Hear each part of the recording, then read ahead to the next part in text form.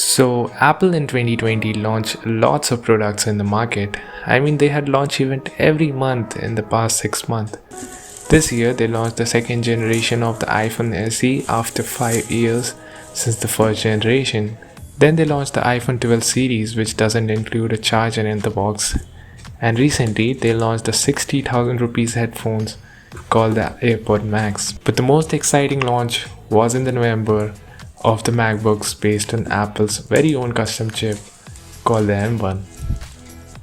Apple is making some bold claims about this chip, so is it really that powerful or is it just a marketing gimmick? So hey, what's up guys, welcome back to the channel. My name is Rishabh and in this video I'm sharing my experience with the Apple MacBook Pro M1.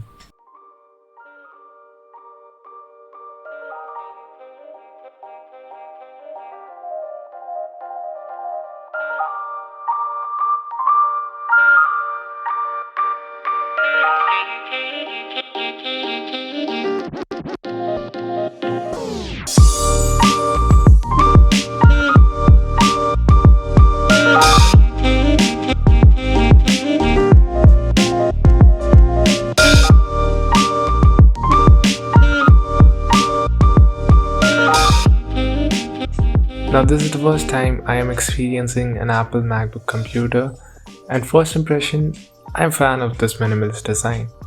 The sharp edges, the way it feels, and the color, this space gray color looks classy.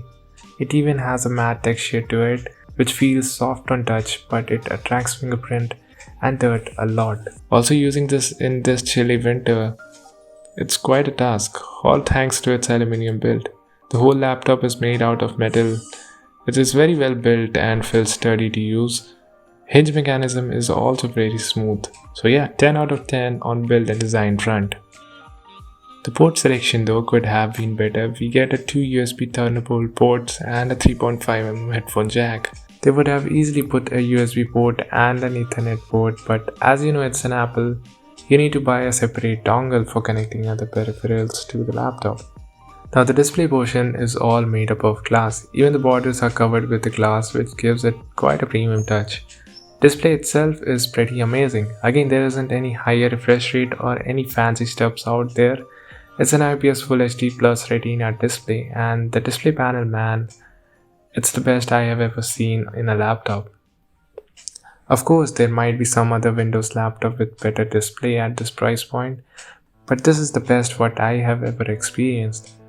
Display gets plenty bright, color looks nice, and the viewing angles too are pretty damn good.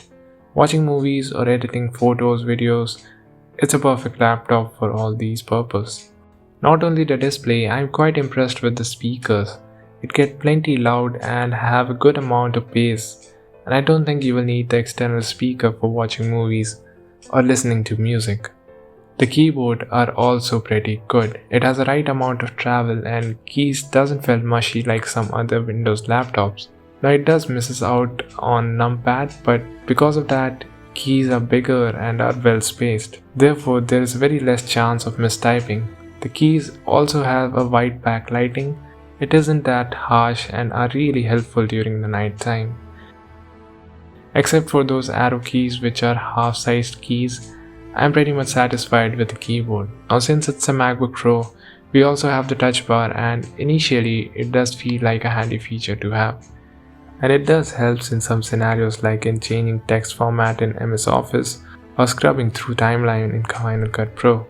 But since you need to look down every time when you want to use it, it felt quite distracting, especially when you need to control the brightness and the volume.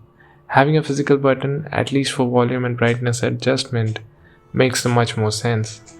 Now onto the performance. This is powered by the new Apple M1 chip.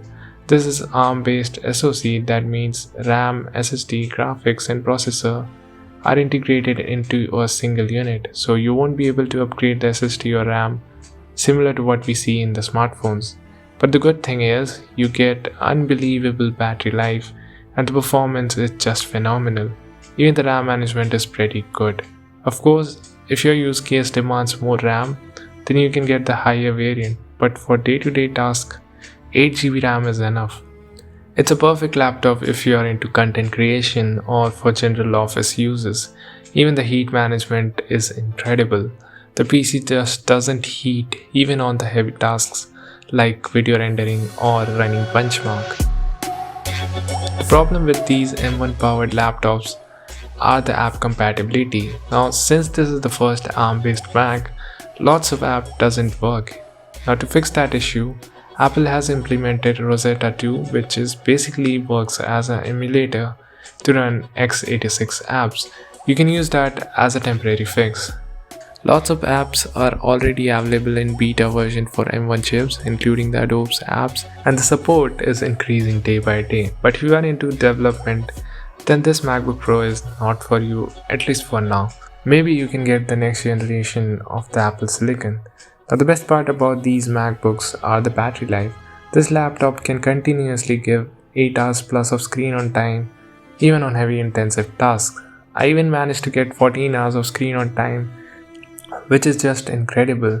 The charging time though could have been better as it took around 2 hours to fully charge. But yeah, I am not complaining since battery life is so amazing. MacBook Pro M1 costs Rs 1.2 lakh for the base 8GB RAM to 256GB SSD variant. Plus you can avail a 10k discount with the student ID and other card offers, which seems to be an incredible deal considering the performance it offers. Of course, this is not for everyone. If you're looking for a laptop for video editing or general surfing and office stuff, then MacBook Pro M1 is for you. Or even the MacBook Air is a good option. The only major difference is that the Air misses out the fan for cooling. Apple really deserves a round of applause for this new M1 chip. I'm really excited to see what Apple will be bringing on next. So that's it for this video. If you have any questions regarding this MacBook Pro M1, let me know in the comment section below. Also, huge shout out to my friend Manish for lending me his laptop. Until then, thanks for watching, and I will catch you guys in the next one.